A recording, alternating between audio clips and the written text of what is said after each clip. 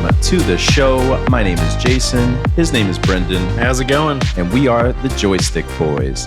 Today, we have an awesome show for you. The best of the shows, because it is, for gamers, it's our Grammys, it's our Oscars, it's our Tonys, if you will, for those that like Broadway. Yeah. Thanksgiving. Yeah. It's the Game Awards. Okay. So every year for the past, I don't know, like maybe 10, 15 years, something like that. The last 4 were actually pretty good. Yeah. So I guess because of the decline of the E3 events and the conferences, the Game Awards became a bigger deal each year because it was the one thing that we had to look forward to, because this is not only when they give awards for, best game direction, best game of the year, and so on. This is when they also do little trailers and sneak peeks and, little surprises here and there for us nerds. So it's also kind of good because it's somewhat organized, while E3 felt like a weird balance of quality. Yeah, and almost like a chaotic, fuck fest, if you will. Yeah, that's a summary of that. But I mean, there's been some moments in the Game Awards it's also had that with the Elden Ring team showing up and that little kid that showed up with them. The Bill Clinton kid. Yeah, the Bill Clinton kid. And then there was the GTA 6 win last year. Yeah. So I heard they have snipers this year and they're ready to take down anybody. But yeah, before we get into the Game Awards, I wanted to have a little news segment. I'm going to call it Turkey Talk. Turkey Talk. So Thanksgiving was yesterday. And so how was your Thanksgiving, Brennan? It's pretty good. I would say this year being somewhat more healthy and then completely taking a nosedive for Thanksgiving. It was a good change. Yeah, so... What do you mean completely taking a nosedive? As in hey, I should watch my calorie intake. And then it's these little pumpkin things are 3,000 per. You eat 6 of them, so... Yeah, it's definitely not a day that you need to think about that. Yeah, pretty much. Unless you have to think about it for you're going to die. Yeah, hopefully. So what's your favorite Thanksgiving food? It's weird. I feel like... When I was younger, it was more traditional food, like turkey and stuffing. Now it's just I just want pies and pumpkin pie. Just different pies, like pumpkin pie, stuff like that. I feel like the go-to is pumpkin pie because no one's in May or April. You know what? I could go for some pumpkin pie. Yeah, it's not really like a spring break kind of pumpkin. Yeah, but you technically could have it any moment of the year because they freeze stuff. But yeah, I think it's so rich, it takes 11 months to reset your palate to get it again for the next year. Yeah, I think that's what Thanksgiving is. Yeah, kind of. Just engorge on all the foods that you won't get to have for another year for only the purpose of we're only going to make it this one day. Yeah, pretty much, yeah. But yeah, pumpkin pie is probably my go-to. What about you? Definitely not pumpkin pie. I am not a fan of pumpkin pie in the slightest. Jesus. My mom makes it, and I think we get it from... we also get one from Central Market or something, and I won't touch it. I don't like the consistency of it. The ethics behind it. Yeah, I don't like the ethics behind.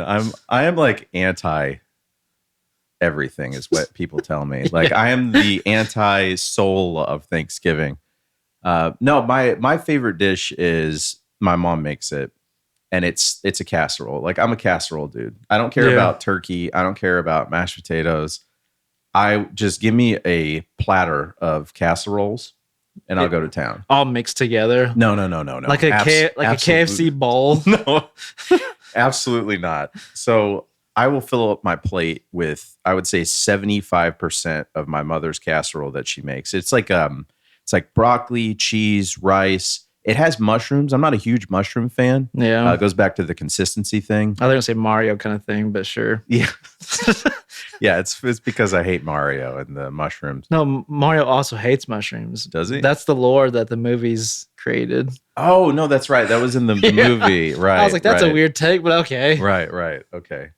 But yeah, so that's my favorite dish. And I will go back for seconds earlier than anyone else will go back just to make sure that people didn't take the rest of it. Because I want the crunchy bits. It's a strategy. It is a strategy because I'm usually the first one to eat and I kind of watch everybody else's plate. And I'm like, okay, does somebody look like they're about to get up for seconds? because I will go there and I just make sure that I have enough to take home, and then B, enough 4 seconds, thirds, possibly fourths of just this one dish. Yeah, see, I had an uncle like that, but he would just berate people if they didn't finish their food. Like, so if you have like a leftover, he'd be like, "How dare you leave food on the plate? There's kids in Africa." That's pretty much every Thanksgiving. As he ate probably one meal that could feed a civilization in Africa. Yeah, this was also the same uncle that he would buy himself a personal steak while we all ate bologna sandwiches. That's not a lie.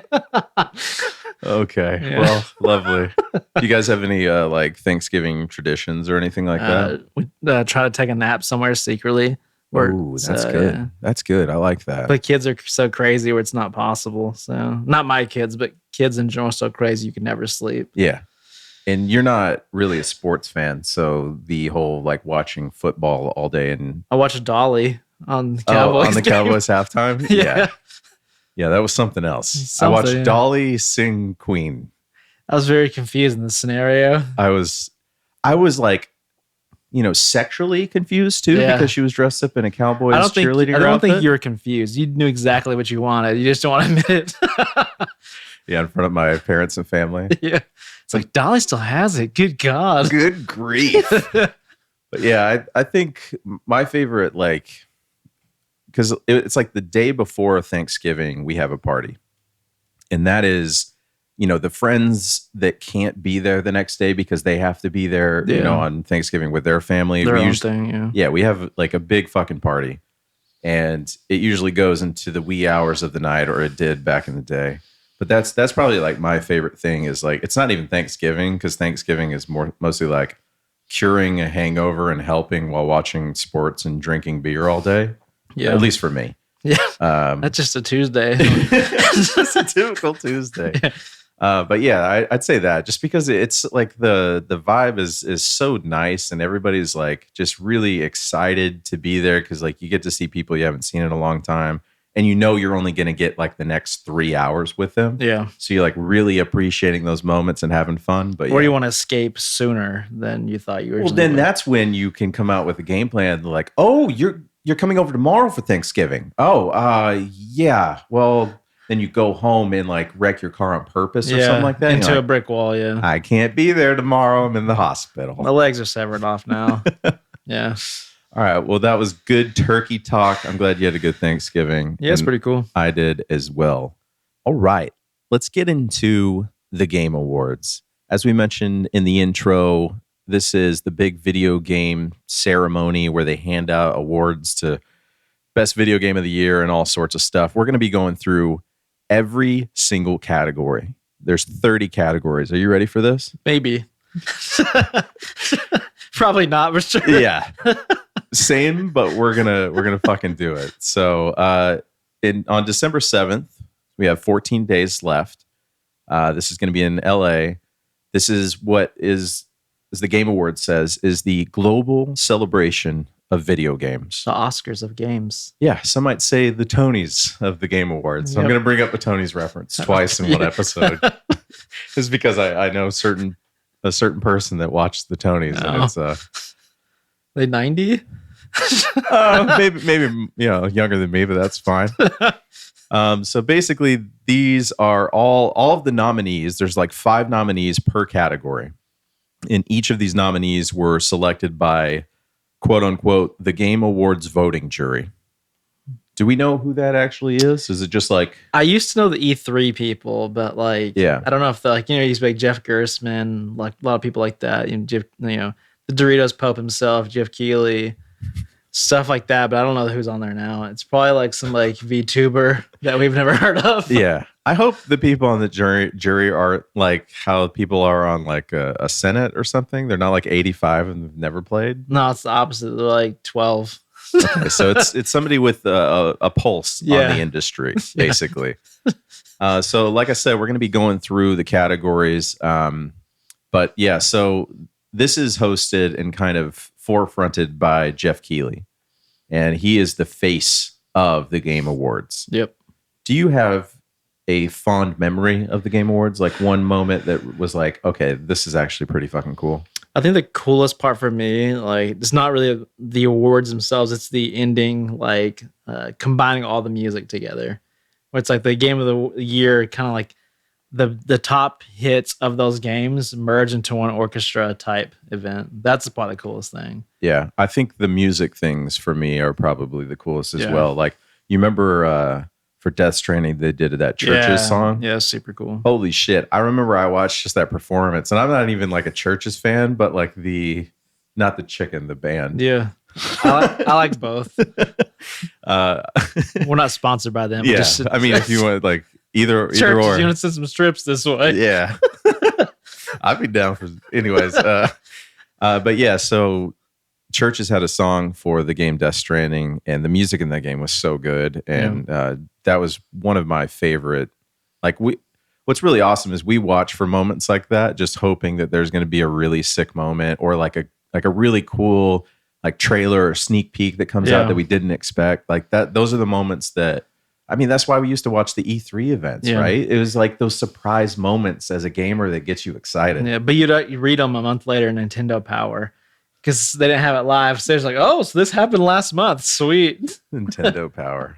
And like, was it Nintendo Power, EGM? Mm-hmm. Yeah, stuff like that. So, but yeah, I'd say all of the church's video music kind of display they had was probably the reason I actually wanted to play the game more. Yeah. Like, so before that, I was like, it looks all right. Yeah, I was like, it looks like a Kojima game. Yeah, like I want to play it more because of the soundtracks. Yeah, I look like a postman. Yeah. In an apocalyptic world, but like the music. Like you currently, or like the game? Yeah. I mean, have you looked at me? Like, yeah. I mean, this is after Thanksgiving break, bro. Yeah. I've been through the ringer this week. I look like a postman. Very specific. No offense to postmen or women. Or look at these calves. Hey, I got some calves. All right, so we're going to start with the categories. We're going to do our best to go through it, but half of these categories, we probably don't have any idea what's going on, but we're just going to go through it and see what we got. So I'm going to start with probably what they're going to do, like the first category that they're going to give an award to, and then we'll end with the big award, which is Game of the Year. Yep. So Game of the Year. Game of the Year. So the first event is Best Esports Event. Well, I guess the first award is Best Esports Event, which is recognizing an event across single or multiple days that delivered a best-of-class experience for participants and the broadcast audience. So these are obviously going to be competitive games. Brendan and I were old boomers, so we don't compete with people because we're frightened. But yeah. Frightened. I'm scared, Daddy. So we got League of Legends, Blast, which I'm guessing is probably like CSGO or something. We have Evo, which is fighting games. We have Dota, which we know is huge MOBA. And we have Valorant, which is FPS. Yep. So did you watch any of these? I looked at clips of Evo because I like fighting games, and that's about it. Was it pretty hype when you watched the clips? I would say this is probably one of the more interesting Evos just because they have new fighting games. You know, Street Fighter 6. So like they bring in multiple fighting games. Yeah, right. But it's just like there's more content. So like there's like can you use like few years of like lull moments where it's like, hey, we've had the same games for 2 years now. There's not much difference. But yeah, Evo 2023 was pretty cool. So if I don't know. Are we doing like a what we want to win or? Yeah, sure. Or maybe we want or what you think, depending on how much we know about the subject. Yeah, I would say like Valorant or Evo because I just happen to see more clips naturally on YouTube about those. So I actually watched Valorant, and what's weird about the championship is that it goes on for, I don't know, maybe like a full year. There's competitions from all different parts of the world. And I remember every time Elizabeth, my lady, would walk into the room, she'd be like, "This is on again?" And then like 6 months later, she's like, "This is still going on." Yeah, same episode. Yeah. But it's like we were playing Valorant like early on, and then I was just kind of interested. And then, you know, to see like people at the peak of gaming play, I thought it was really awesome. I would say like Valorant is probably the easiest to understand what's going on. Yeah. Compared to, I think there's a lot of value in that. Like how can a normie just pick up, watch it, and still enjoy themselves? And I would say Valorant's probably one of the better at that. So I definitely think Dota will win just because Dota, the international championship, It's is huge. It's always huge. Even Yeah. though I know nothing about it, I still hear It's about the how other fucking leagues. big it is. It's the other leagues. The other league, yes, not the League of Legends, but the other leagues, Dota Yeah. too. Yeah. All right, let's go to the next category. So up next, we have Best Esports Coach, which is following along the lines of the last one, I guess, which is probably the people that won those events. The esports coach judged to be the most outstanding for performance and conduct in 2023. Conduct. Is that just like, hey, you didn't slap someone?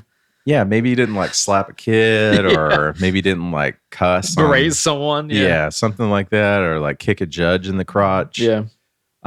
So I don't really. The only person I know is the girl from Evil Geniuses for the Valorant Pro team. That's actually the only one I know too. Yeah, she was the coach, and I think like a female coaching in a male dominated sport.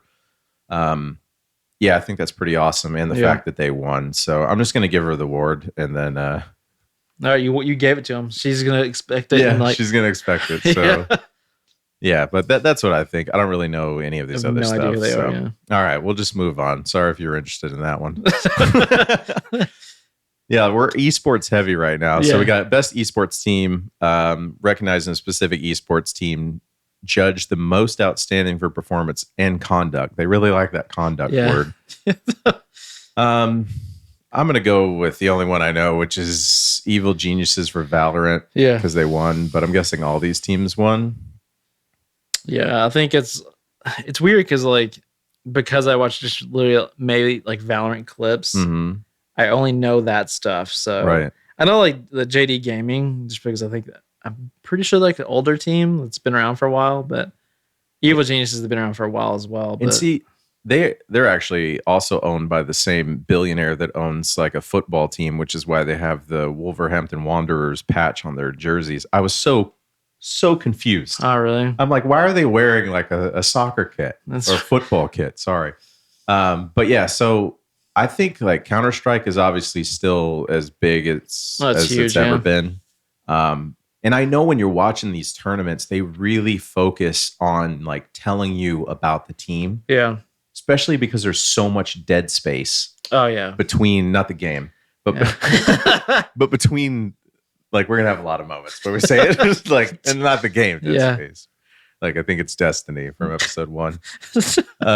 But yeah, so they go through these teams so much that you start to actually form like a liking for them because like you're invested. Yeah, you're watching that more than what they're doing. Right. Yeah. It's kind of like that old like indie documentary. Like I didn't really care about the games. I like the drama behind making the game. Yeah. So. No. Oh my God, that indie. We'll get into that one other time. But with the fish dude that made Fez. Yep. Oh my God, that was so epic. Yeah. But yeah, that'll be a story for another day. Yeah. All right. So the next award goes to the best esports athlete. The esports athlete judged to be the most outstanding for performance and conduct. Once again. So maybe they didn't like have any domestic violence charges. Yeah. Is this like similar to pro sports? Maybe they're trying to like lift that up. So it's, hey guys, be human. Yeah. You might win an award for it. Yeah. Yeah. I want to win the human award because I didn't like slap my wife. Jesus. But yeah, I guess that's what I don't know what they're going for. Maybe it was just like your, prototypical, like the best idea of what an esports gamer could be on and off the computer. Yeah, I guess I was gonna say field. I was gonna say field, but I mean that's what I think is like when they give the in the NFL they give like the Walter Payton Man of the Year award, and it's like somebody that's been helping out the community. So when they win, do they like pour like jars of urine that they had next to them? Like the coach, how they put Gatorade. Well, since you never moved from your computer spot, you have like these jars of urine. I'm so thrown for a loop on that. I understand what you're saying, but who's throwing jars of urine? That's actually a character in Team Fortress. he has jars of urine. It's a sniper. Okay, well, I'll leave you to that if we ever host the Game Awards. When the Joycast boys, or the Joycast, when the Joystick boys from our podcast host the Game Awards. I'll let you toss piss on the best esports athlete. So I know that these dudes are big names. I'll just go with Faker because he's the only person that I know his name. I think he's joined the Sith as well in that photo. Nice. All right, next category. Let's keep it rolling. Yep. Okay, this is a good one. Best esports game. Pretty self-explanatory what this is for. So we got Counter-Strike 2, Dota 2, League of Legends, PUBG Mobile, and Valorant. Okay. Why the fuck did they put PUBG Mobile in there? It's huge in like South Korea, I think. I don't fucking know. Sure. Okay. Yeah. Okay, well, just best one, nixing that one off. My opinion, Valorant or probably Leagues. Like they're so ahead of the game on like you don't hear about them laying people off as often as the other ones. Like, yep, we're maybe putting a closing thing on this esports. Like, like was it Overwatch 2? And this, true. And this is a large part about like the community around building the esports for the game. So it's not just the game itself, but like what they're doing in the background. And Riot's fantastic about it. So so I think they're so good they compete with themselves in the same category. Right. Riot. I agree. I think I don't know. I mean, I'm biased because I actually watched the Valorant championships and stuff. Yeah. And I thought they're like everything that they did was really awesome. And like they got so many good teams. And you're making me want to play Valorant again. Okay. I know. That's the whole point of this podcast, actually. This has all been a ruse. Okay, so we're gonna go with he says League or Valorant. I'm gonna say Valorant on that one. Yeah. All right, let's go to the next category. In our game awards, we have the Zoomer Content Creator of the Year Award. I wish it said that. For a streamer or content creator who has made an important and positive impact on the community in 2023. Not about conduct, though. No, it's just an important and positive impact. So it's not going to be anybody that we actually watch. Mm-hmm. The only person I know is this guy. I only know People Make Games. Okay, we're going to go with People Make Games, and I'll just take your word for it. So I don't know who these people. I don't want to watch a streamer that's all about like, not necessarily all about positivity, but like you want to watch Asmongold and hear his hot takes. Yeah, I want to hear people's hot takes. I want to watch like the Adam Jones of the Twitch broadcast. Not necessarily like that fucking crazy, but like I want entertainment. That crazy. Yeah, Speaking of that, did you know Adam Jones made his own video game? Adam Jones or Alex Jones? Alex Jones? Yeah, Alex Jones. Oh, okay, Alex Jones. That's the guy I was talking about. I'm sorry. It's weird you said Adam, but my brain knew who you were talking about. Yeah, I knew who I was talking about, even though I said the wrong one. Yes, Alex Jones. He made his own fucking video game. Yeah, that sounds about right. It's insane. There's like doctors that come at you with like giant syringes of the vaccine, and you got to like kill them. I think it's just Resident Evil. It's incredible. We'll have to break that down in a you have 1,000 hours in it already on Steam. Yeah. I platinumed that. All right, so the next award is for the most anticipated game, recognizing an announced game that has demonstratively illustrated potential to push the gaming medium forward. That's a sentence. God, that was tough. I had like a slight aneurysm halfway through that. I pushed through. Okay, so we have the second part of the Final Fantasy VII Rebirth. We have Hades 2, which Hades was actually one of the games that won Game of the Year. So this is going to be the sequel. We have Like a Dragon, which is, what's the series? Yakuza, Yakuza series. Star Wars Outlaws, which is going to be like an open world kind of. I think it's by the Division team. Okay. I believe. Massive? Is that in Ubisoft? Yeah. And Tekken 8. Okay. So Tekken 8 is off the board. I mean, I'm going to go with Hades 2 just because of the fact that Hades came out, and I think it caught a lot of people off guard and eventually went on to win Game of the Year. Yeah. And I think just the fact that when they released this trailer, it was more of the same, but had a newer shine to it. Yeah, see, I'd say Or Star Sheen. Wars Outlaws. Yeah, that would be like my second. Would be the Star Only Wars because, like, Outlaws. we don't really like, even though that last Star Wars game that Respawn did. The Jedi one. Yeah. So Star Wars very Outlaws. specific. Yeah. Star Wars Outlaws kind of gives me like that vibe of it's actually going to be a real open world. Yeah. Not so like that game was like Dark Souls in a way. It's Yeah. where you're going, but you're like transporting to a planet. Metroidvania-ish kind of vibes. Yeah. Like here's a map, get to the power-ups and get Yeah, and then you go back to previous maps and But stuff. Outlaws kind of has like a very actual open world kind of vibe, and Yeah. it hasn't been done a Star Wars in my opinion. Like you might say the stuff of the past, but not really. And the Division team probably could nail that if they do it correctly. I think because it's Ubisoft, not a lot of people are as hyped. Yeah, that's why it says / so they try to hide it. Like, So I'd say Hades too, but it could be Star Wars as well. Yeah, for sure. All right. The next category is Best Adaptation, recognizing outstanding creative work that faithfully and authentically adapts a video game to another entertainment medium. So for non-gamers out there, you might have seen some of these things. So we have Castlevania Nocturne. That's going to be on Netflix. We have Gran Turismo, which was a movie. Yes. Okay. We have The Last of Us, which was the hit HBO show. Super Mario Brothers movie, which was a movie. And Twisted Metal, which is a Peacock show. Yeah. Okay. So right off the bat, out of these, what have you seen? I've seen half of these. And The Last of Us is going to destroy everyone. Okay. I will say money-wise, Super Mario Brothers deleted everyone in the money category. Yes. But I would say, it's Last of Us or Mario. As far as adaptation from going from the medium of video games to the medium of entertainment, like I guess it's Last of Us still. Yeah. Well, like, I mean, like television entertainment, right? I don't think anything on this list had a bigger impact than The Last of Us. I remember like my mom saying like, have you seen this show called The Last of Us? And I was like, yeah, I played the game. She's like, it's not a video game, stupid. And then she hit me. Jesus, through the phone? Yeah, through the phone.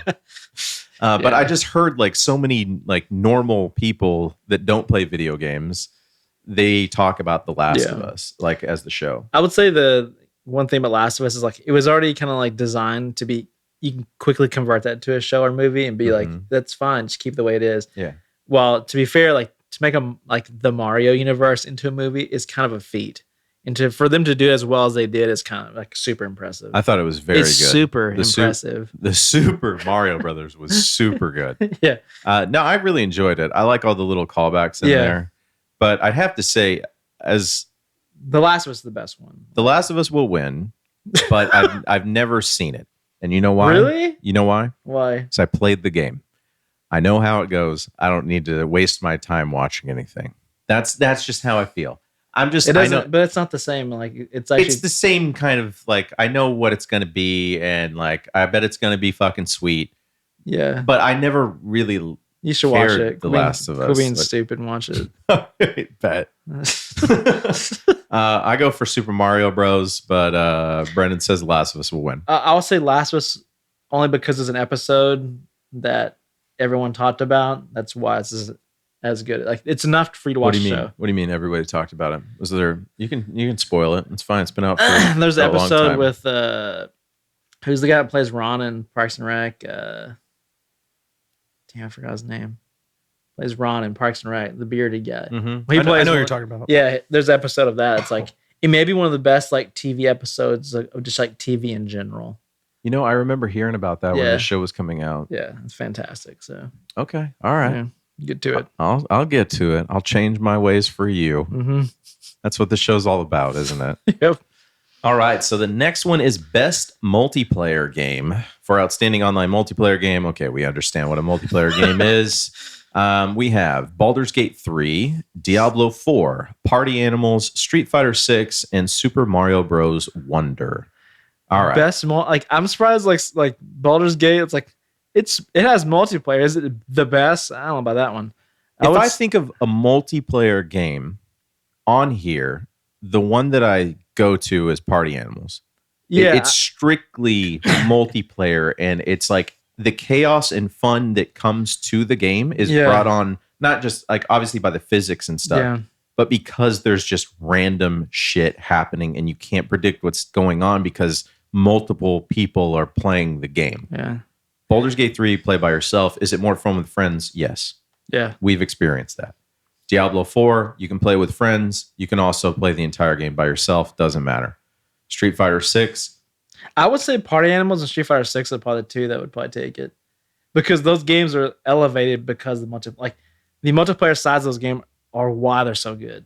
So the other three don't they stand alone without the multiplayer. You know? Right. But what about why aren't other fighting games here then? Because if they're also in the multiplayer. Because Street Fighter 6 created an open world kind of vibe. That's right. That's right. It did a lot of extra stuff like cosmetics. You walk around with your character. Yeah, it's okay. All right. Yeah, step it up, Mortal Kombat and whoever else. Yeah, you heard it here first. So I'm gonna go Party Animals. Brendan's leaning Street Fighter 6. Guess we're just gonna have to wait for December 7th. All right, next category we have Best Sports Racing Game. I bet we have only played none of these. I've played none of them. You've played none of these. So we got EA Sports FC 24, F1 23, Forza Motorsport, Hot Wheels, Who Gives a Shit, The Crew Motor Fest. Mortarboard. And okay, so I played the new FIFA, what they call EA Sports FC 24. Where they change a couple of textures and resell it. Man, I played it for probably it was a free 10-hour demo. Yeah. I played it for about an hour, and it was terrible. It's good. I played not EA Sports FC, but I've played FIFA since I was a kid. I've always loved FIFA. And it's just gotten considerably worse over time. Because they know people will buy it regardless. So yeah, I mean, unfortunately, it's kind of like that Call of Duty thing, except with this, it's like you have a new season, you have new players and new teams and stuff like that. And I don't know, for me, just mechanically playing it, it didn't feel good. Yeah. To control the players, and it didn't feel good, and I didn't want to waste my time with it. See, at least Call of Duty, I feel like they at least adjust that kind of stuff. Mm-hmm. The actual playing the game portion. So I know F123 got a really good praise. I haven't played any of these other games. I like Forza stuff, so I'm just gonna give it to them. Yeah, I'll say F123. Brennan's gonna say Forza Motorsport for the win. All right, next category we have Best Sim and Strategy. Best game focused on real-time or turn-based simulation or strategy gameplay, irrespective of platform. We have Advance Wars 1 and 2. It's 1990 all over again. City Skylines 2. Company of Heroes 3. Fire Emblem Engage. And Pikmin 4. So I've played all of those except City Skylines. And I would say the ones that always impress me are the Relic Entertainment games. What do you mean? The Company Heroes 3. Oh, okay. They always really step it up where they do something where no one's done it before, like destructibility, or they do something different. It's like an RTS? Yeah. Okay. And you always say if there's these tanks are on ice, you can shoot the ice to sink and stuff like that. Very cool. So I'd say Company Heroes 3 is really cool. But I'm just saying what I would want it to win, but I doubt they'd win because Fire Emblem has a legion of fans. Mm-hmm. So I'd say it's Fire Emblem's probably to take it, but I personally would like the Company Heroes 3 to take it. I'm kind of weirded out that City Skylines 2 is on here, considering it kind of just came out and it was received as an unfinished product. Yeah, that's weird. And there was a lot of hate. I think for a portion of the time it was negative reviews on Steam. So yeah, I'll go with you, Company of Heroes 3. I haven't paid attention to any of these games. All right, we have Best Family Game. No, this is Best Family. Oh yeah, it does say Best Family. It's just the best family in video games. Yeah. The best game appropriate for family play, irrespective of genre or platform. We have Disney Illusion Island, which is the 4-player co-op Mickey Mouse game. Party Animals again. Pikmin 4, Sonic Superstars, and Super Mario Bros. Wonder. It's Wonder. Just go to the next one. Yeah, it's going to be Super Mario. We'll go to the next one. All right, best fighting game. This is going to be your category. I'm going to give it to you for the best game design, primarily around head-to-head combat. We got God of Rock. I've never heard God of Rock. Is that a mobile game? I don't know. I've never heard of that game. Yeah. Mortal Kombat 1, Nickelodeon All-Star Brawl 2, Pocket Bravery, which I'm assuming is another mobile game. Yeah. Street Fighter 6. Hence the Pocket, and Street Fighter 6.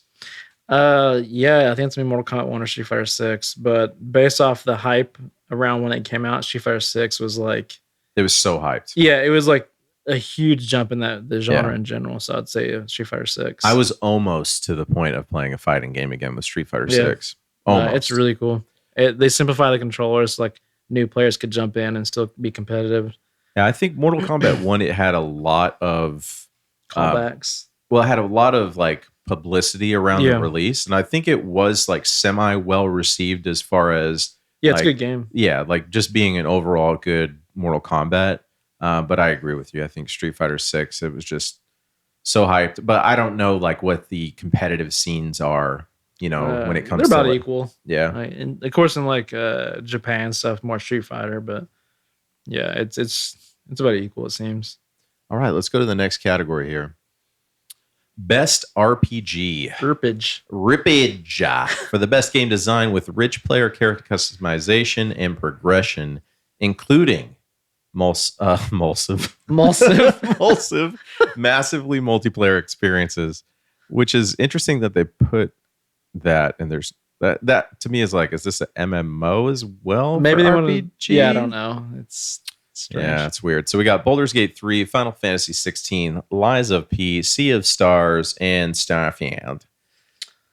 Consider I only played 2 of those, or 3. Mm-hmm. I played the first like an hour of Sea of Stars, which I still need to get back to because it felt really good. It's very much old school kind of RPG, Chrono Trigger, pixel art. Yeah, Chrono Trigger with like the combat similar to Super Mario RPG, Legend of the Seven Stars. I want to say originally I thought it'd be Starfield, but like I always look back to like wanting to continue Baldur's Gate 3 that we get to like the second act. Yes, we did get pretty to the deep second in act. the second act. And I would say Baldur's Gate is the one where it's just like I always want to go back to play. It was huge. So if I think about role playing, as far as these games go, the one game where we were able to really do kind of what you thought you could do it was Baldur's Gate 3. Yeah, like if there was a puzzle and we got stuck at, you could really sit back and think, okay, this next time, let's try it this way. Yeah.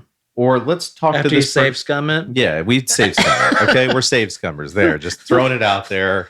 Only like if it was one thing, it's kind of like it didn't like go according to how we wanted it planned out, just because we didn't know what was going on. We also don't have 8,000 hours to sit there and just like, okay, we got to deal with consequences now. It just made the game 50 hours longer. We did that. As sometimes like, no, we have to. The dice has roll. We go with it. Yeah, we didn't save scum all the time. Yeah, but I think Baldur's Gate 3.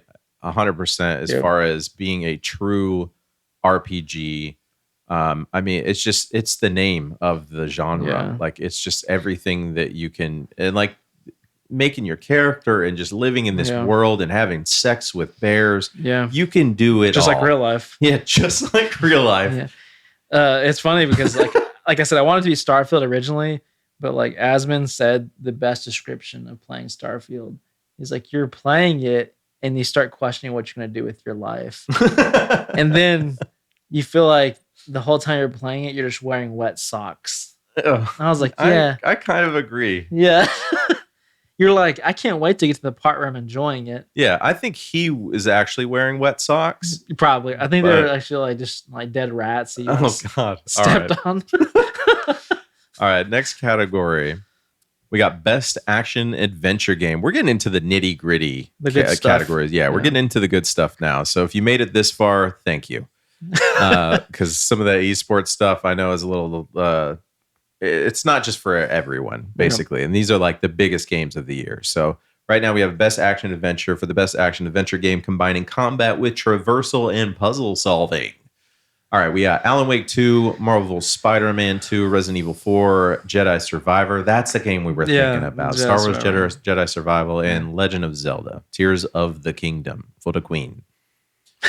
All right, so this is a tough one. I like how most of them have a number attached to the end of them, like 2, 2, 4. And then Survivor. Then Zelda is secretly a 2. But yeah, I mean, same with Survivor. Oh yeah, it is. That's also a sequel. A 2. So all sequels here. Or quadruples. Or quadruple. That's also a remake. Yeah. I would say, based off the hype, people made Alan Wake 2 seem like the greatest thing on the planet, especially because the first one was good, but it didn't like. There was never a moment like, man, I really hope they make a second one, But it was also their first game. Yeah, it's kind of crazy. And then so as they made, like Control, and they started like actually the stuff they learned along the way. And what I think is awesome. I don't think it wins this category. No, but I think playing it. What was awesome is picking up the nuances of the other games, because technically they're in the same kind of world-ish. The Alan Wake cinematic universe. Yes, exactly. So I think it's an awesome game. I would probably say within this, it's going to be between Zelda and Star Wars. Yeah, that's what I'd say. Zelda, Star Wars. Just because of the names. Yes, but also like the only reason I think Zelda might take it over Star Wars because the mechanics it added, even like top tier developers are struggling to emulate like the little machinery, kind of like a pending thing, like the kinetics. Yeah, I think it's more just like it also pushed like a different style of gaming that's people have really never seen in like a real game. You see like Roblox and crap like that, but like a traditional game. I think Spider-Man 2 was just more of the same. Yeah. And I think refined. Technically, it was refined that way. But I think it was more of the same. Resident Evil 4, I mean, it's like...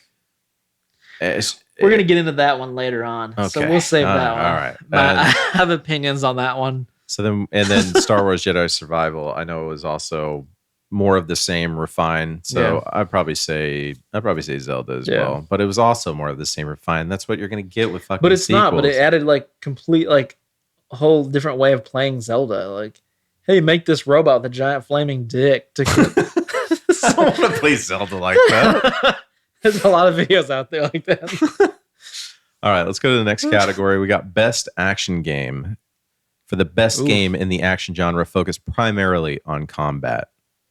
Okay, so we got Armored Core 6, Fires of Rubicon, Dead Island 2, Ghost Runner 2, Hi-Fi Rush, and Remnant 2. I think it's going to be Armored Core 6 or Hi-Fi Rush. Armored Core 6 is fucking awesome. Yeah. As far as action, yep. I don't think anything on this list gets close. I know like Remnant 2 was very well received. It's a popular game. I still want to go back and play it, especially since they just released like new class and DLC and stuff. I want to go back to play Armored Core 6 because we beat that boss and we're so exhausted we stopped for a while. Yeah, I remember I sent you a message at 4 a.m. And then I beat it the next day. I was like, we finally did it. We finally did it. And I literally paused there.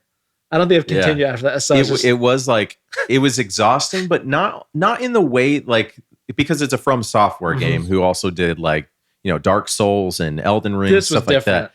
It was different because of the action. Yeah, it was intense. It was so intense for that whole time. And it was like, then you'd like go rework your Mac and come back in and see what didn't work. And like the fact that you could do that really quick and go back. Yeah. Whereas like say an RPG like Elden Ring. Run back, it takes like 10 minutes to get there. And you have a build that you're building up. And this was like, you have a build, but I can interchange my weapons and stuff like that, change the build. 100% this one goes to Armored Core 6. It's just I'll say Hi-Fi only because it was like out of nowhere and people were like, this game is really fucking good. I played it quite a bit and it's really good. But it's almost things where personally I liked Armored Core 6 better. But just because it's like a callback to something from a long time ago that appended new technology to it and it works really well. And Hi-Fi Rush was like Devil May Cry but music with like music beats, right? Yeah. Like okay. Yeah. Yeah, I think my award goes to Armored Core 6. For sure. All right, let's get into the next category. We're getting into the meat and potatoes. Well, maybe not just yet. We have the best VR AR experience. VR experience. I would love to play more VR. I just Yeah. don't because it's like I don't bother. I really don't have an opinion on any of this stuff. The headsets have finally are getting to the point. Like we got one at work. Yeah. The Meta 3 or the hell it's called. Mhm. That one's pretty good. Like I think we're to the point now where like the hardware is catching up to match the software. So, But it also has to be accessible, which I Yeah. think is what they're working on. no with that as well. wires. Yeah, it has to be like easier to use. But, Right. And you don't need like a 10K PC to Yeah. run it. Yeah, I would say like of all these, I've heard the most praise the weird like Resident Evil Village VR mode stuff. Okay. So there's Well, I'll give it to that one. Yeah. I have no idea. All right. So the next category, we have best mobile game. we can speak to this. Okay. Two of them. We got Final Fantasy VII Ever Crisis. Was that the Battle Royale or was that the... No, that was like the weird like side story with like. But it was still like an RPG side? Yeah. Okay. We got Hello Kitty Island Adventure. I know you were super into that for a bit. 6,000 hours into that. Yeah, one. and $6,000. But Yeah. You had to pay $1 per hour you played. We got Honkai Star Rail, Monster Hunter Now, and Terra Nil, which I didn't know Terra Nil was. That's- Also, I didn't know it was a mobile game, but I didn't know it was Netflix. That's something. You can play it on Netflix, but wait a second. I'm confused on that. Yeah, who knows? But I've played Honkai Star Rail and also the weird Monster Hunter thing. Mm-hmm. Monster Hunter thing was like glitchy, so I really didn't get to play it much. So was that like the It's Pokemon Go? Monster Okay. Hunter, yeah. Maybe by the time I play it now, it's working. It's a pretty cool idea, especially as a Monster Hunter fan. But to be fair, Honkai kind of stomps everyone in this category because Yeah. Hoyoverse are like they're like kind of like the Nintendo of like pedigree of making those things. Yeah. So So Honkai Star Rail, for those that don't know, it is what's called a gotcha game. yeah, Which is basically like you buy packs to get the characters that are like the top tier stars. These are the best characters. And then once you get those, like you get a full team of like the gold 5-star, it's either characters. spend $10 or play 10 days straight. Yeah. So yeah, You can definitely put a lot of money into that, but it Yeah. is super popular and it's fun. It's like yeah, the and gameplay's good. that's the RPG version of their super popular Genshin Impact. Yeah. Just more, I guess, turn-based RPG compared to open world RPG. But No, it's yeah, good. I'd probably say Honkai wins. For sure. Honkai. All right, next category we have Dest. Beboot. Despaboot. Best debut indie game. For the best debut game created by a new independent studio. I have no idea any of these games. Okay, so we have Cocoon, we have Dredge, Pizza Tower, Venba, and Viewfinder. So Nope, I've heard of Viewfinder. right, so Viewfinder is the game where you take a picture, And it changes the orientation of like you can walk through it. right, and then Yeah. you can put that picture into the Yeah. environment that you're I in actually need and to play walk that. through it. Like the idea of it is so cool. Just imagine the programming behind that shit. That's insane. Like, especially you're walking, basically, you're inserting a level into your level, and it's not like there's a load time when you go into that level. Yeah, it's it's seamless. like you It's like turn a- around and you can see It's like a it. more elaborate portal. Yeah. Yeah. No, I'd say Viewfinder, at least because I know what it is. That Venba, I have seen that, but I don't know what the actual gameplay is. So I played a little bit of Cocoon. It was fun, but Dredge, I heard was really cool because it's like you're, I heard Dredge was awesome. where it's like you're pulling up crap, like fishing, stuff like that. Yeah, so. I watched a bit of that. Pizza Tower is like an old school super side scroll, like super fast side scrolling game that just looks like this picture, super So, like, fucking like chaotic Ren and pizza Stimpy guy. looking shit. Yes, Like, yeah, basically like made by somebody that grew up on '90s cartoons. Mm. It's pretty intense. I would say out of I would this, say just Viewfinder because I've actually watched people. And I'm like, I want to play that. yeah, I would say I'm gonna say Dredge. That But goes. I remember people talking about that too, though. I think Dredge or Viewfinder easily get this. So, Yeah. all right, next category here. We're trugging through, man. This is we got a lot of categories. I think we're hitting the home stretch here. I think there's probably like 10 more. 10, yeah. So this is going to be best independent game, and I've heard some interesting things about this one. So for outstanding creative and technical achievement in a game made outside the traditional publisher system. Wow. So we have Cocoon, Dave the Diver, Dredge, Sea of Stars, and Viewfinder. So I will just say the controversy here is Dave the Diver, because it's actually the parent company is Nexon, So is it an indie though? No, it's not a fucking indie. Yeah. You're basically your big corp is a giant corporation. Yeah. But then again, is Sea of Stars, how closely are they attached to Microsoft? Because that came on Game Pass and they're like, I don't think they're like actually a part of Microsoft. it's just like Microsoft was like, this is so legit. We're going to push this out for you. Yeah, we want you on Game Pass. Yeah. I think all of these are independent games or indie games except for Dave the Diver. Yeah, it's literally a parent, like it's attached to the parent company of one of the largest corporations of video games out there. So, yeah. Yeah. As much as I enjoyed Dave the Diver, and I remember streaming it for you. Yeah, it's kind of like when someone says they're a self-made man, but their dad gives them $1 million to start. Yeah, I get it. Yeah, it's like, I worked my way up to the top. Yeah. Just because my father was the CEO of the company, I didn't have any handouts. It's like, all right, shut the fuck up. Yeah. So this one is just best independent game. Once again, Sea of Stars for me. Yeah, I enjoyed Sea of Stars. I just think it's probably going to be Dredge or Viewfinder. I would say that because the last one they didn't have Sea of Stars in that list, but Sea of Stars is like so praised in the last like 2-3 months. I'll put it this way: when I was playing Starfield, I thought back in my head, I'm like, I should be playing Sea of Stars instead. And I actually was. Because I was actually doing the exact same thing because I had the same thought. It as Starfield was installed. Yeah, it was like, you know what? Stars. Oh, Sea of Stars. Yeah. Oh, yeah. And it came out the day of or the week after some shit. And I was like, you know what? I'm going to come back to that, put that on my backlog. Yeah. And then you get to a point in Starfield and it was like, man, something just straightforward and like a good game sounds perfect. Yeah.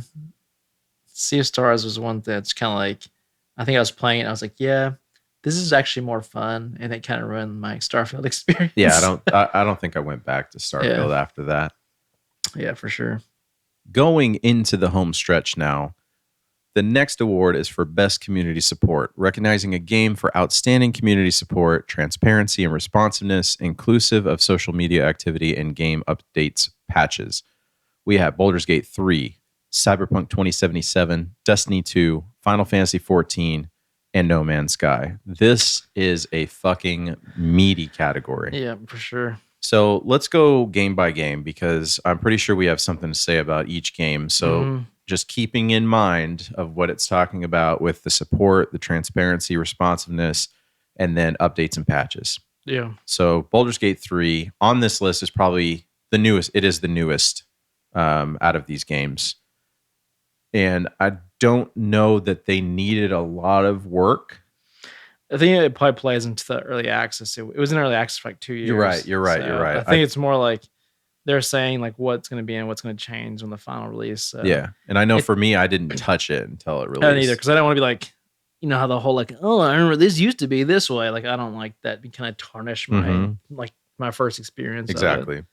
Baldur's Gate 3, it's like, I don't know if it is in this category, but I don't think early access stuff should really count as much. Yeah. And it's kind of like, what if I had a cube in Unreal Engine? It's like, this is going to be a game someday, I'll get there, I promise. Yeah. So, yeah. No, I agree with you. I think Baldur's Gate 3 is a good game, but I don't think it should win this category. I agree. So let's go to Cyberpunk 2077. So obviously when Cyberpunk came out, it was one of the most hyped games ever known to man.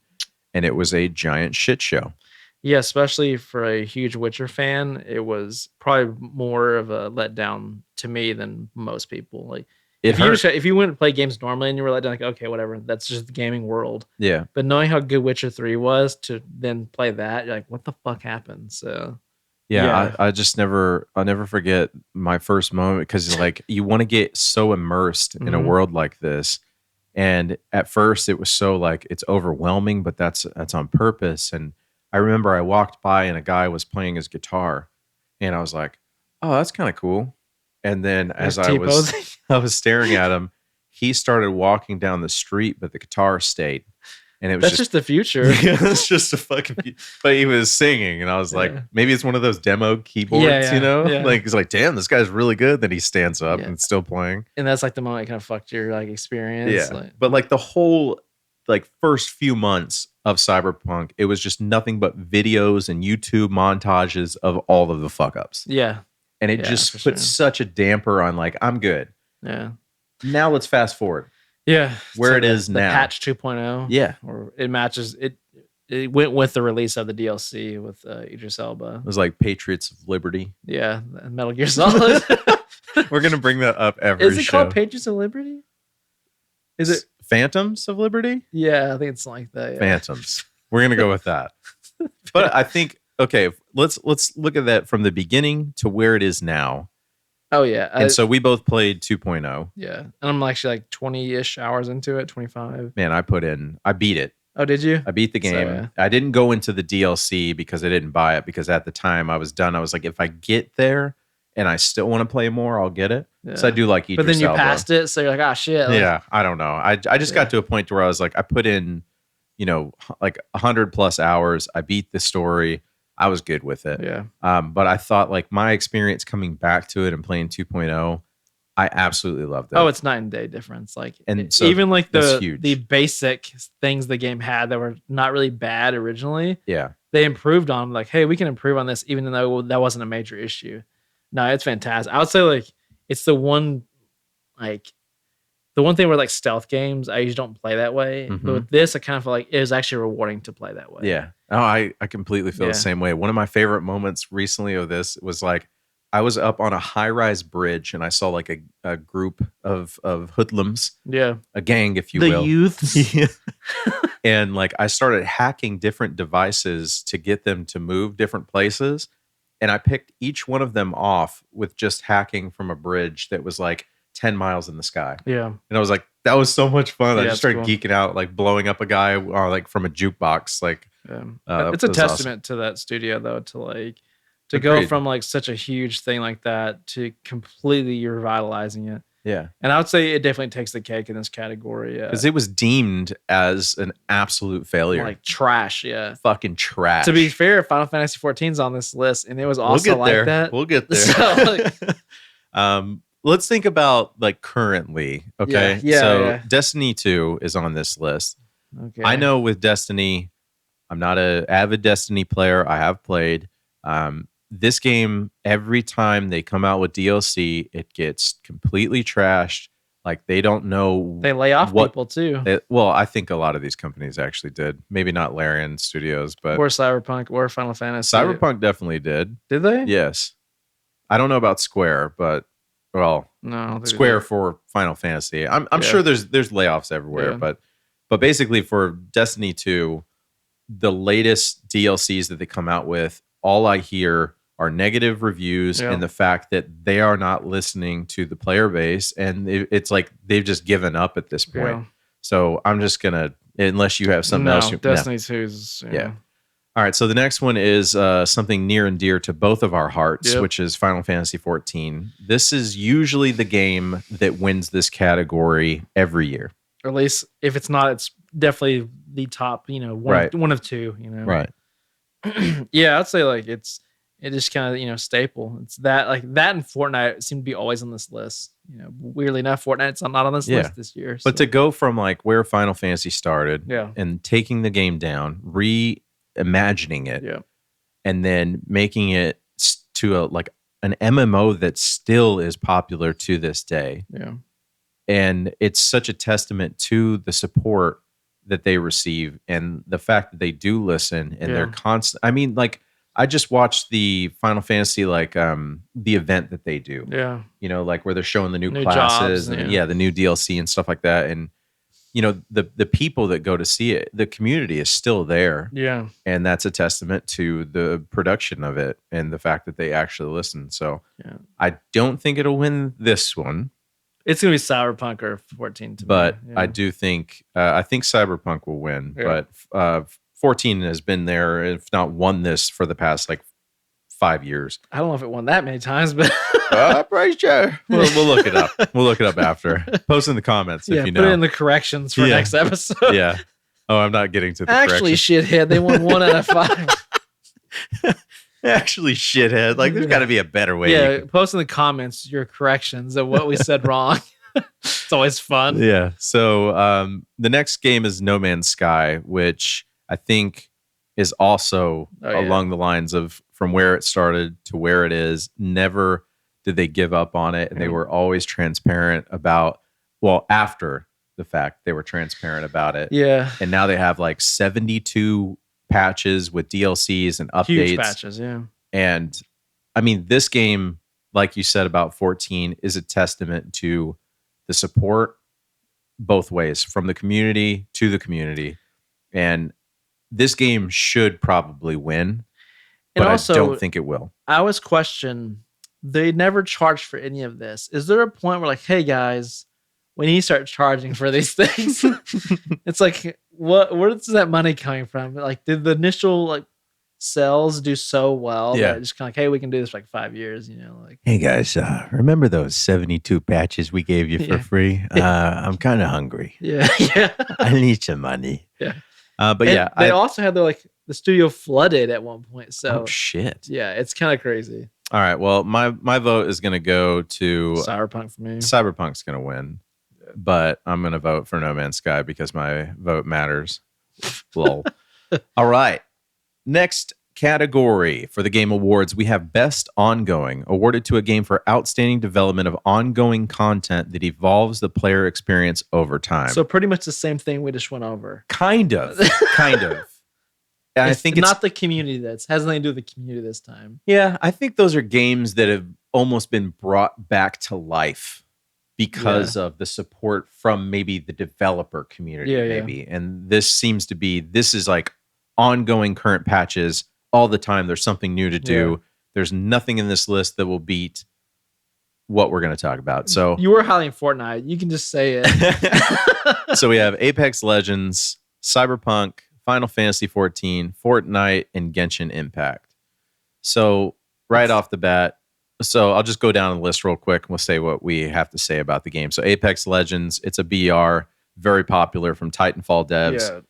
Constantly hits out with characters, updates, classes. I feel most of it is based on like skins and stuff and not really changing the game. Yeah. So yeah, that's not going to win it for me. Cyberpunk ongoing, I think it's more of a, it's not like one of those kind of done almost. Yeah. Is it like it's like a single player experience with a big new patch or not the patch plus the DLC, and it's like it's once not you like finish a live it, service. Really, it's like, hey, there's a new event going on. Yeah, there's not really. It's called We Fixed It. Yeah, it's called We Fixed It.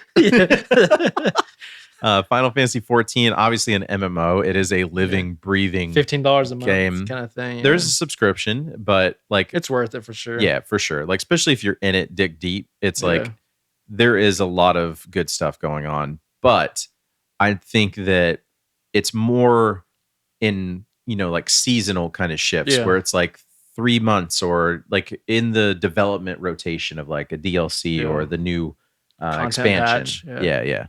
And then Fortnite. So Genshin Impact, I don't know. I know that there's huge updates, but it's mostly revolved around, hey, we got a new zone and there's a new class that you can buy. You literally explain what 14 also is.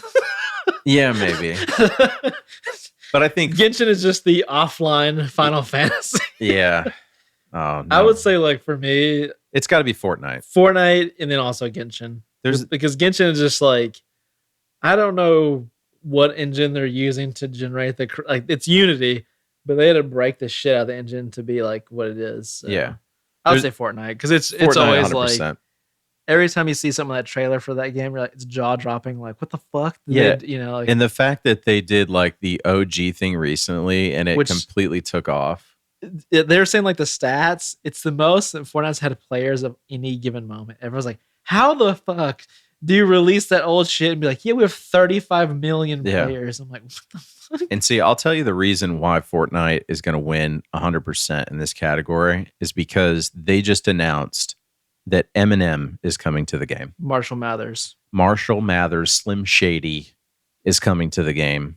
And do they actually show him how he looks? Yes. Does it actually look like him? Like, Because you know how it looks like the Slim Shady version of him. Yeah, because remember how they was like the Fortnite? You're like, yeah, that's kind of off looking. Yeah, It kind of looks like a really chibi cute version of Slim Shady. Does it look like the gecko from Valorant? Because there people always joking that he looks like. Oh yeah. I know he looked like a Hispanic Eminem. Yeah, but yeah, no, this looks like Slim Shady, and that's like the funniest shit. But you know ever. what that means, though, right? And it's Christmas, so in 2 or 3 weeks, we're gonna be fucking with some Fortnite. Yeah, for sure. Christmas time in that game is fun. Dude. Yeah, it's like the greatest time frame. Yeah, so definitely Fortnite wins this category, and we'll see you soon, Mr. Slim Shady. And Santa Claus. All right, Games for Impact is the next category for a thought-provoking game with a pro-social meaning or message. Okay, well, clearly me and Brendan don't give a shit about any of this stuff, so... yeah, I'm going to go with Terra Nil was a pretty game about preserving nature and the cause of all of its destruction is our fault. So yeah, that one. That was the one. All right, cool. Next, innovation and accessibility. So this really isn't like in our wheelhouse, and I don't want to like say that this isn't a big deal as the last one. I know, jokes aside. But this is recognizing software and or hardware that is pushing the medium forward by adding features, technology, and content to help games be played and enjoyed by an even wider audience. So I don't have any say in this. I think it's Diablo. And the reason I say that is because the changes they made from a console to have like the rolling and stuff, the dual stick analog stuff.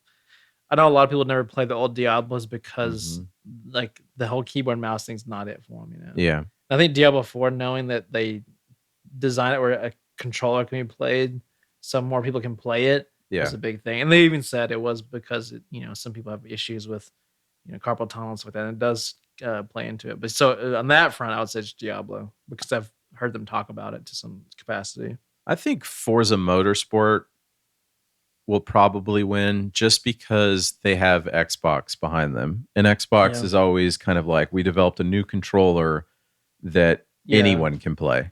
Or do we go about the Street Fighter 6 where it's that was my second. The whole like you press forward and circle and it does like a Hadouken.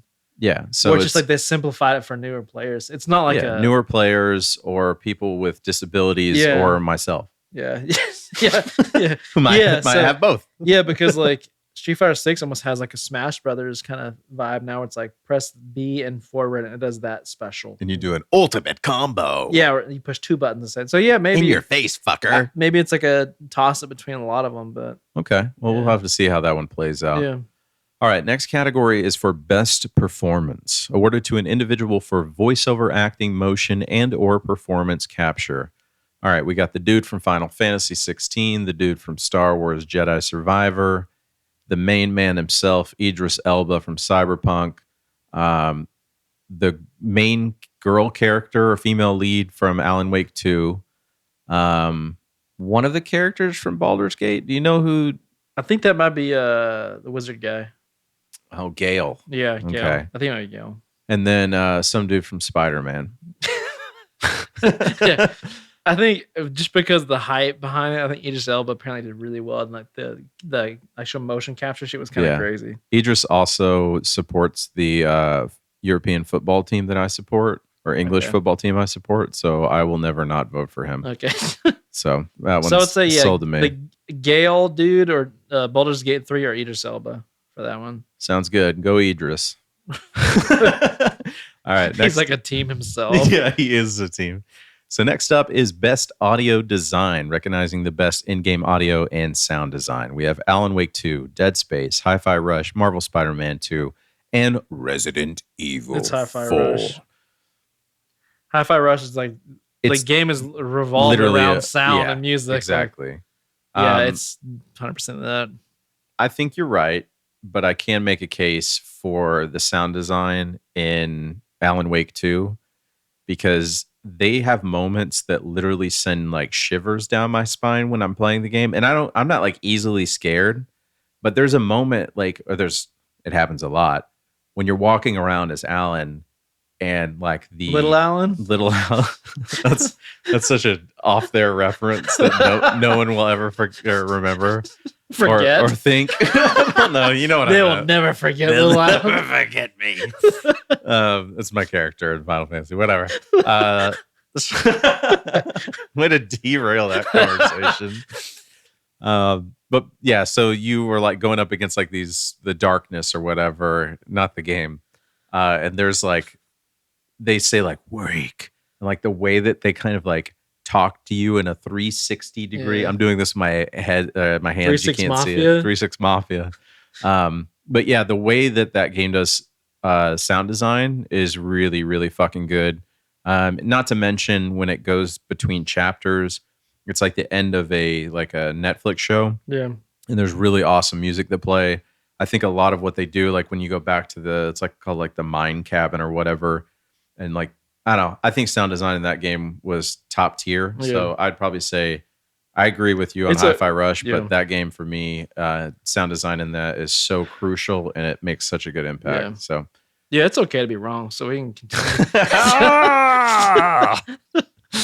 all right, we have best score in music for the next category for outstanding music, inclusive of I mean, most of these are going to be like That's very similar to it's very similar, but you were right on the last one as far as that game is literally, I mean, design of sound and the way that it's impacted in the game is a little different than like the overall score and the music of it. So this is kind of tough. Yeah, actually. we have Alan Wake 2, Baldur's Gate 3, Final Fantasy 16, Hi-Fi Rush, and Legend of Zelda. I gotta say real quick, Hi-Fi Rush has been on here a lot.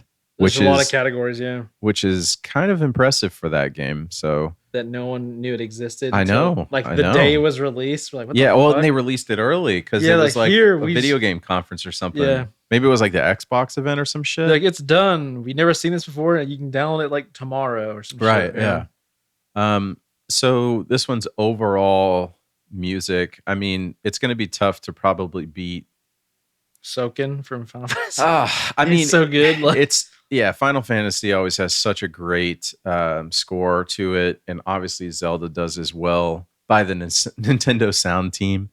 so I think Baldur's Gate, it's just really because cool. Baldur's Gate, this is the year. Yeah, It just I'll say Baldur's Gate or Zelda for me. Just Yeah. because Zelda is just like when they compose those, they like kind of pull on your nostalgia. oh And yes, Also, like they update whatever that was. You know. right, yeah, and it like the little trinkles of your like Ocarina of nostalgia. Time. Yeah, and then like to expand it out into the vast open world that you're in, like and they're that's like, you know what? Fuck it, let's reverse this soundtrack. And Yeah. it still sounds good. You're like, what the fuck? that's awesome. Yeah. So yeah, I think Baldur's Gate 3, possibly Legend of Zelda. All right, let's go to the next category here. We have best art Best art direction direction. for outstanding creative and or technical achievement in artistic design and animation. So we have Alan Wake 2, Hi-Fi Rush, Lies of P, Super Mario Bros. Wonder, and Legend of Zelda: Tears of the Kingdom for the Queen. I'm just gonna say mine right here is Mario. For And- best art direction. And the main reason is because it's the first time in probably 20 years where I feel like they've pushed the aesthetics and design of Mario. Okay. They brought it back to like, because you know how like the old booklets of like 1980s and like early 90s Mario, where it's like it had like really animated little like comics, and then you play the game, it doesn't match it at all. Yeah. This is the first time where like they make his animations like exactly how the comics and stuff used to be in like Yeah. old booklets. And now you can be a fat fucking elephant. Yeah. Well, that's just life. That's Thanksgiving. So, but no, I think it's just kind of like it's the first time I feel like they pushed the art direction and kind of like the vibe of it further. Like Zelda, it's just Breath of the Wild 2. I Like, think Lies of P for me, I think is a close second it on is this. cool. Yeah. The vibe and like the whole Pinocchio, like the Yeah. reimagining of the Pinocchio world within that, and the whole Yeah. like what's the like steampunk kind of feel across the whole. But mixed with a little bit of Souls kind of shit. Like, Yeah. That's what I was saying. Like for me personally, I would say I didn't play was it Lies of P, Mhm. but I watched a lot of it, and just to be fair, the art direction is what made me want to play it. Yeah. So I played Mario Wonder, and I would say that. But if it wasn't that, I'd play or say it's Lies of P for sure.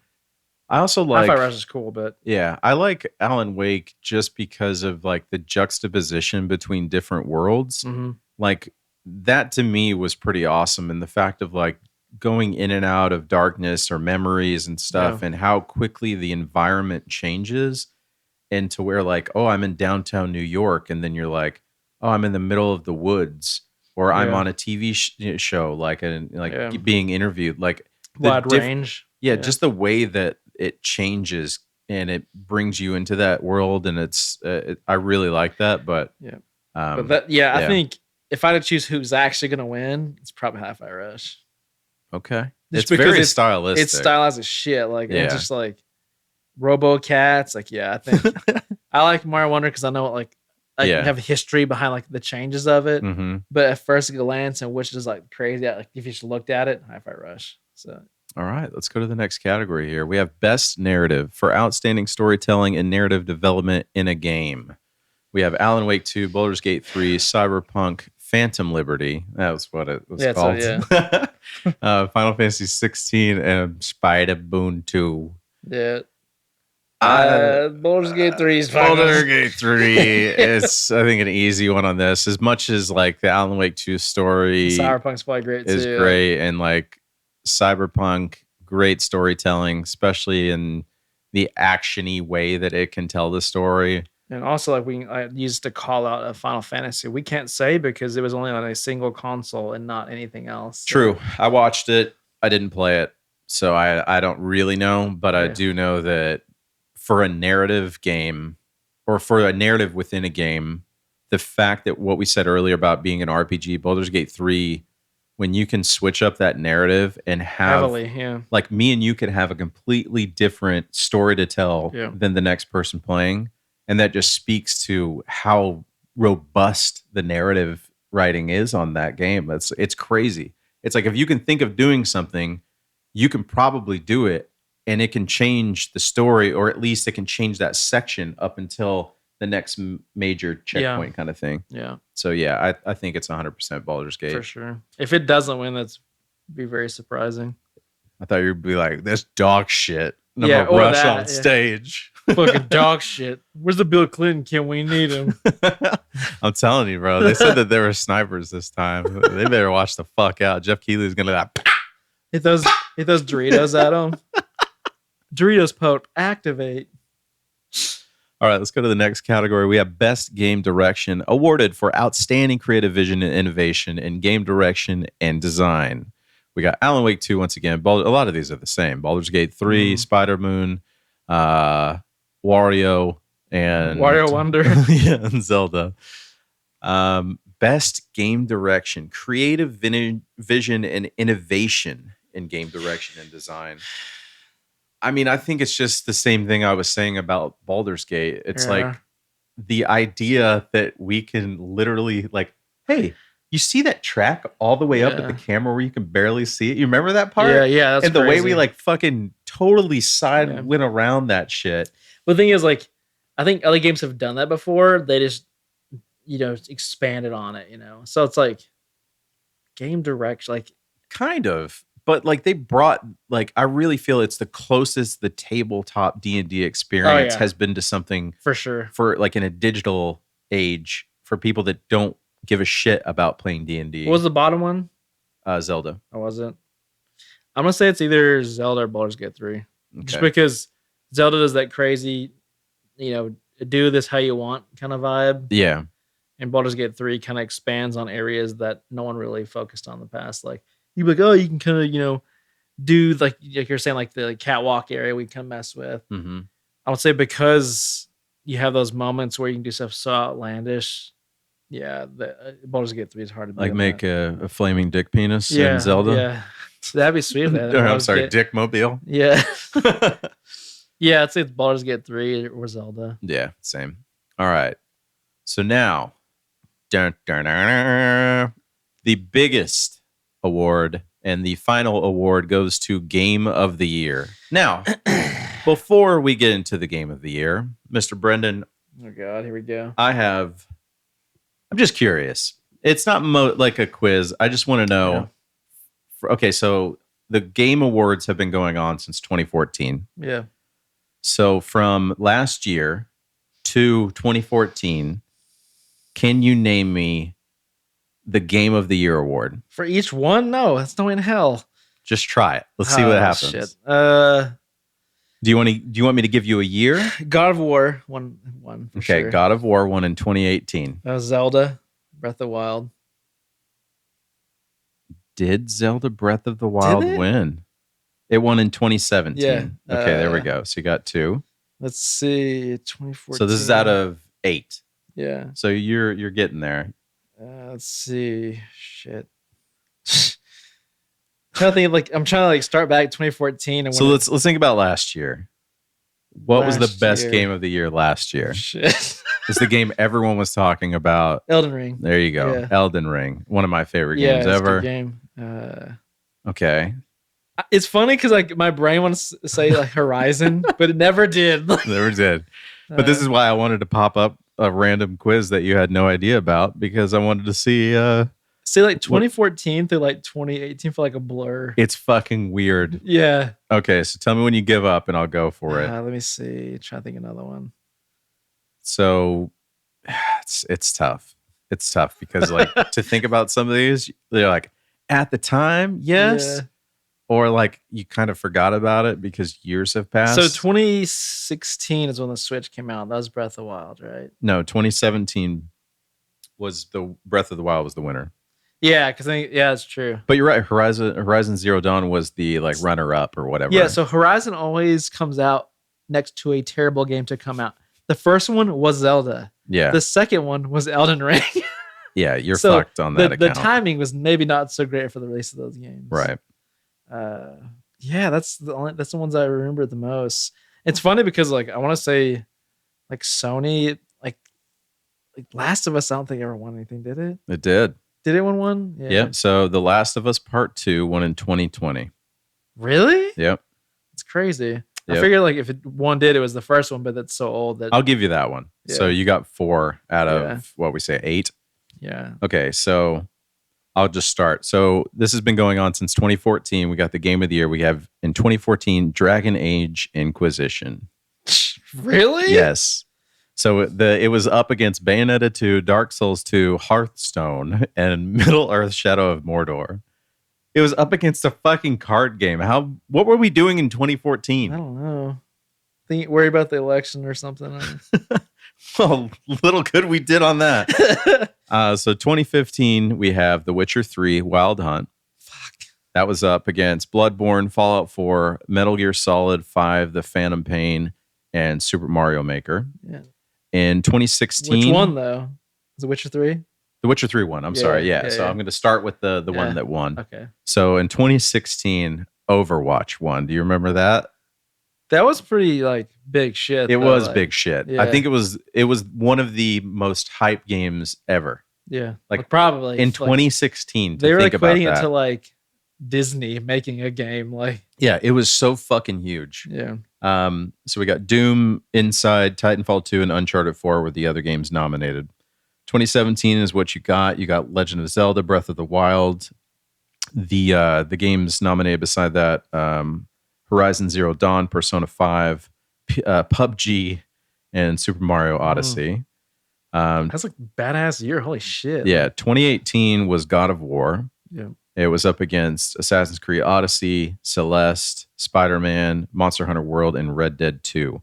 See, that one was such a big deal because Red Dead 2 was also widely well received, but it was on such another level. And during the whole, I remember that Game Awards because I was actually watching it with a few people because of the tension between the two games through every category. One or the other would kind of win that. Yeah. But those were just 2 huge fucking releases within the same year. 2019, we had Sekiro, Shadows Die Twice, which was another From Software game. Yeah. It was going up against Control, Death Stranding, Resident Evil 2, Super Smash Bros. Ultimate, and The Outer Worlds. 2020 is what you got, which was The Last of Us Part 2. It was going up. So was that 2020? Was that quarantine? Yeah. How did Animal Crossing not win quarantine? No shit. It won in our hearts. It won quarantine because we needed Doom that. Eternal. Yeah, we needed Doom Eternal was the next one. Yeah. Final Fantasy VII, Ghost of Tsushima, and Hades in 2020. So 2021. Oh yeah, so I guess that's a correction for myself. I said 2020 Hades won. I was like, I don't know about that one. It won Game of the Year. It won a lot of categories, Yeah, it did, but yeah. apparently it didn't win Game of the Year. So Yeah. I'll correct myself, motherfucker. So 2021, this is the one I was hoping you would get because it's so random, was It Takes Two.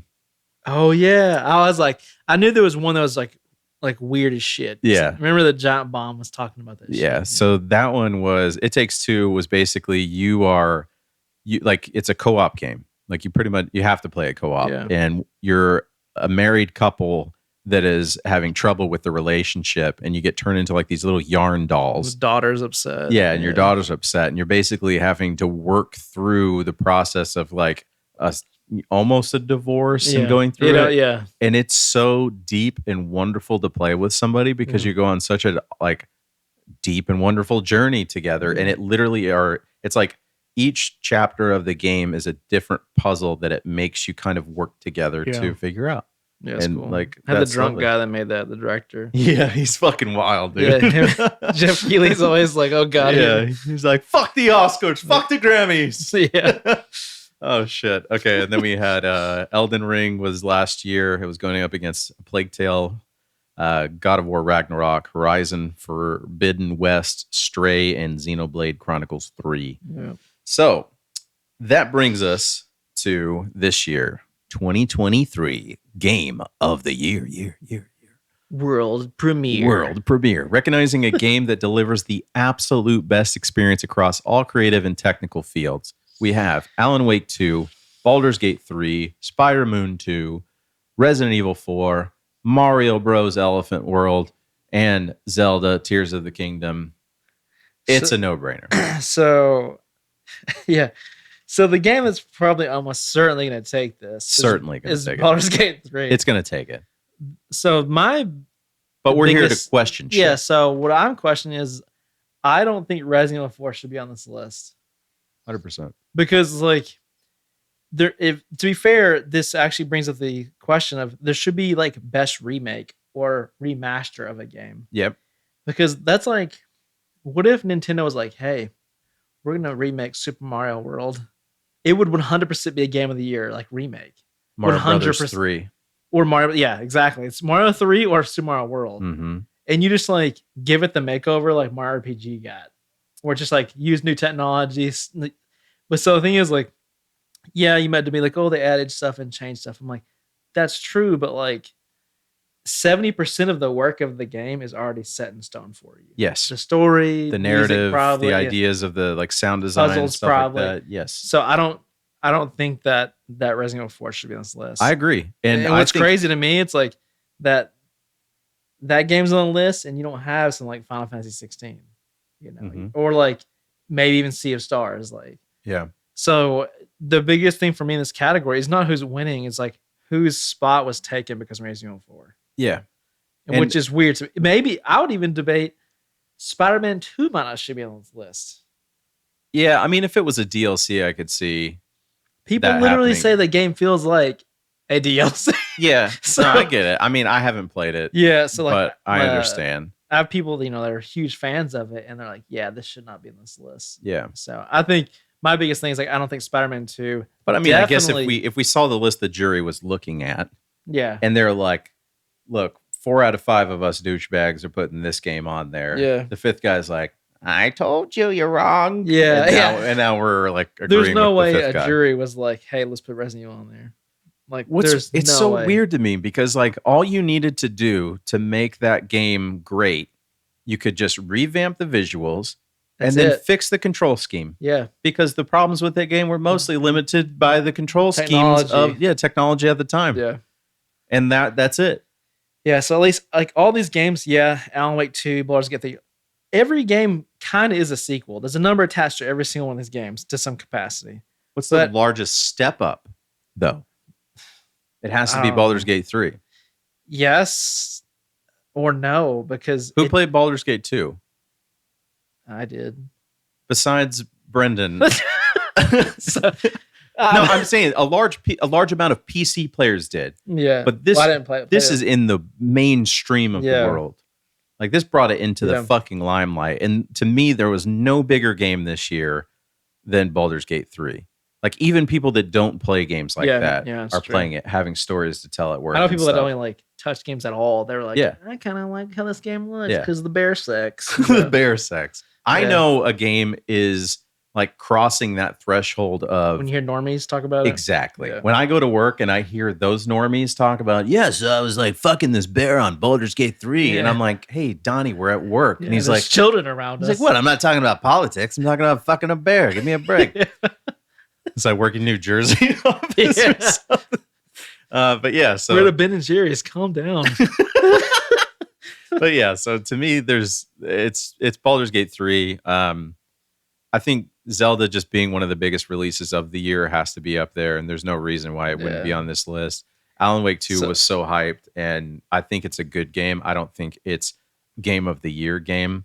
So like I've played all the pretty much players, 4, Baldur's Gate 3, Mario, and Zelda. I didn't play Spider-Man because it's Spider-Man. And we don't have a PS5. Yeah, and like Alan Wake 2 at least looks interesting to me. Like I want to play it because I didn't really give a shit about the first one, but the second one looks good enough to like, hey, that can transcend not giving a shit about the first one. Yeah, it does. Very much like Baldur's Gate, the same way. Like I would say like the games I enjoyed the most playing Baldur's Gate 3 with you is definitely up there. But as by myself is Mario Wonder. Like and I played Zelda quite a bit. I would say like for me personally, Baldur's Gate 3 and Mario Wonder for sure. Well, awesome. So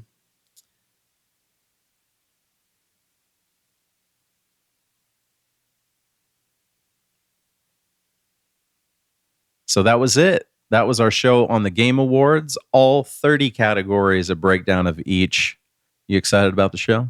Excited about half of it. I'm more excited about the world premieres they always show. Yes, that I'm super stoked. And when Jeff Keighley, when he gets excited about the world premiere, I feel like my heart grows a little bit inside. Yeah, or like just seeing who might sneak up on stage. Yes. Oh man, if somebody gets sniped, like I've been saying the whole show, I can't fucking wait. But yeah, I just want to give a shout out to all those that listened to our first episode. I really appreciate it. Once again, you can find us on Spotify. Just search the Joystick Boys. It should be under podcast section. On YouTube, you can find us at the Joystick Boys, one word. If there's anything that you'd like for us to talk about, maybe on the next episode, leave a comment. Yeah, leave a comment on that and or the corrections that we need to make. Yes. Like Hades winning game of the year. Okay, I corrected myself. Thank you very much. But yeah, I just want to say thank you for listening once again and have a wonderful day, night, evening. Peace out. Later.